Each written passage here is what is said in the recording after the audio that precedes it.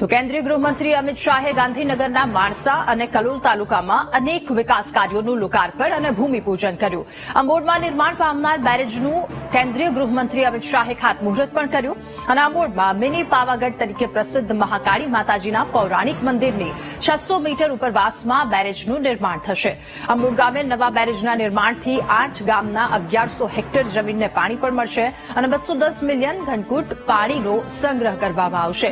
ત્યારે આ સાથે અમિત શાહે 241.89 કરોડ રૂપિયાના આ પ્રોજેક્ટનું લોકાર્પણ કર્યું અને કાર્યક્રમમાં અમિત શાહે અગાઉની કોંગ્રેસ સરકારને આડે હાથ લીધી હતી. જાહેર મંચ પરથી તેમણે કહ્યું કે વર્ષ 1997માં ઉત્તર ગુજરાતના ધારાસભ્યો બોરવેલ બનાવવા માટે મંજૂરી માંગતા હતા, પરંતુ કાળઝોરના કારણે મંજૂરી નહોતી મળી. ત્યારે મુખ્યમંત્રી બન્યા બાદ નરેન્દ્ર મોદીએ ગુજરાતની તરસ छिपाવી અને કોંગ્રેસના અરંગાઓને પાર કરી સરદાર સરોવર ડેમનું કામ પણ તેમણે પૂર્ણ કર્યું છે.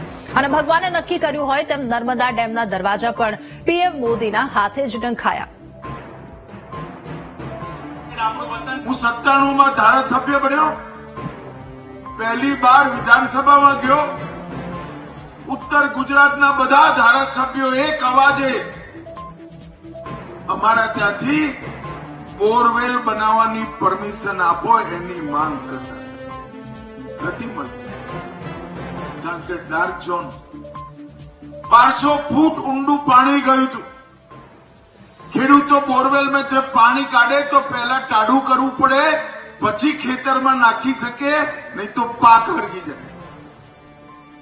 આ આખી પરિસ્થિતિ બદલવાનો વિચાર જેની છાતી કાચી પૂછી હોય ને ભાઈ, એને આવે જ નહીં. નરેન્દ્રભાઈએ કચ્છ હોય, સૌરાષ્ટ્ર હોય કે ઉત્તર ગુજરાત હોય, ગાંધીનગરથી ડીસા સુધીનું આપણું ઉત્તર ગુજરાત, આ દરેક જગ્યાએ પાણીના દર ઊંચા લાવવાનું કામ કર્યું.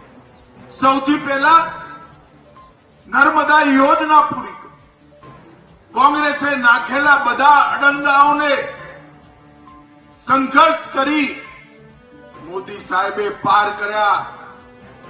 નસીબ જુઓ, જાણે ભગવાને નક્કી કર્યું હોય ભાઈ તારા હાથે જ થશે.